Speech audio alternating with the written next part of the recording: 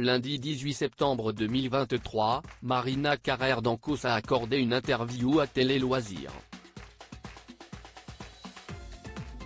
Elle a fait des confidences étonnantes sur sa mère Hélène Carrère d'Ancos, académicienne décédée le 5 août dernier.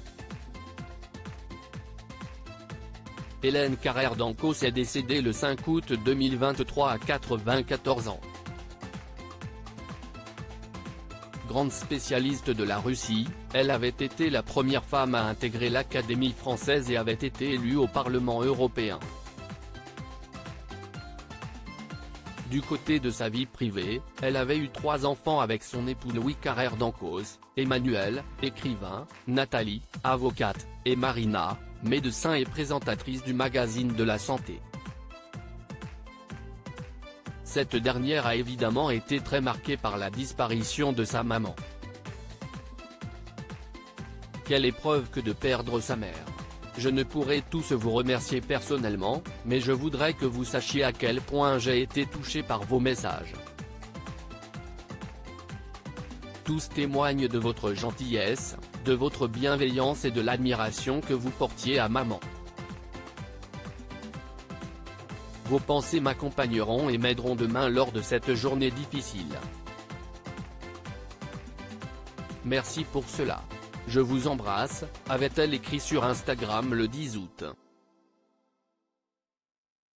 Marina Carrère d'Ancos avait passé un contrat avec sa mère concernant ses études alors qu'elle vient de réaliser un documentaire intitulé Fin de vie, pour que tu aies le choix, dans lequel elle dévoile le quotidien de son compagnon atteint de la maladie de Charcot. Marina Carrère d'Ancos a accordé une interview à Télé Loisirs.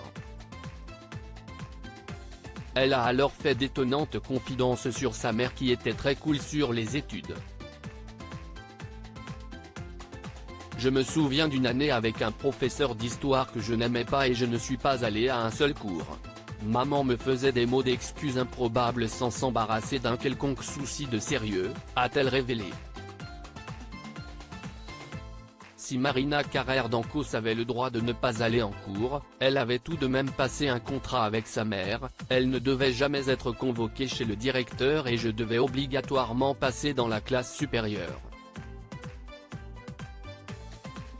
Un contrat scrupuleusement respecté par l'ancienne acolyte de Michel Simès, même si elle avoue avoir de grosses lacunes en histoire.